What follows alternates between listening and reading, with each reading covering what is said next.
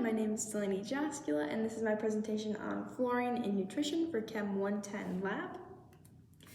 The role of fluorine in the human body, we usually see this as fluoride, which is the biologically active form of fluorine, and it occurs naturally as a negatively charged ion of fluorine. So fluoride is a trace element required in very small amounts, just a few milligrams per day.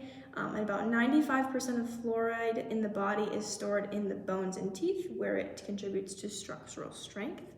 The primary role of fluoride is preventing dental caries, which is tooth decay.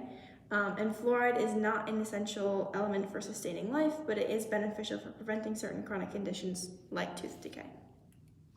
So the nutritional sources of fluorine, we can see fluorine content in most foods is usually low and usually less than 0.5 ppm.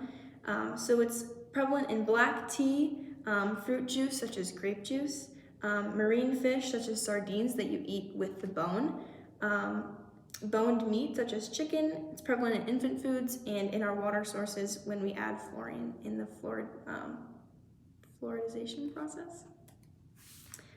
Recommended intake, so this is a chart from the Linus Pauling Institute of Micronutrients.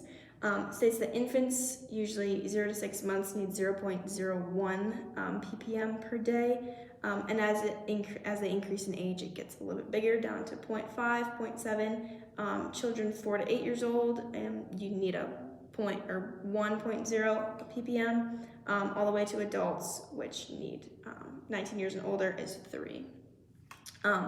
So in our current intake, this is recommended, but our current intake, adults in fluorinated areas usually consume 1.4 to 3.4 milligrams per day, and adults in non-fluorinated areas intake around 0.3 to 1 milligram per day. And children, it varies because our toothpaste is now including fluoride. So if you're eating your toothpaste, maybe that would increase your fluoride intake, but it should usually be below 1 milligram per day, and that is without using a fluoride supplement or fluorinated water.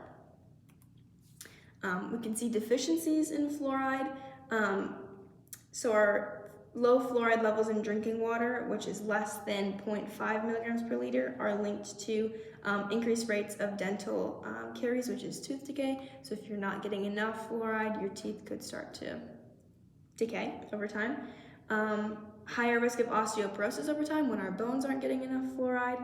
And fluoride is not considered essential, but in the absence, it does increase the risk of these chronic conditions.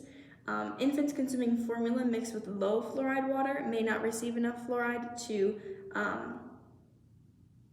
develop their teeth or their bones, and that can lead to an unhealthy tooth development. We can see toxicity when fluoride levels are between 0.5 and 1.5, and levels above 1.5 milligrams can lead to dental fluorosis, which is white spots, lines, or streaks on the teeth from an overexposure during the development of the teeth. And skeletal fluorosis is a long-term exposure to a toxic level of fluoride can lead to the hardening and damage of bones and joints. And in infants under 6 months, they get 50% of their fluoride from formula if mixed with fluorinated water. So using water with 1 ppm when mixing infant formula increases the risk of fluorosis. And to lower the risk, it's recommended to use a low fluoride water when you're mixing baby formula, or fluoride-free water or distilled water. So morbidity and mortality rates.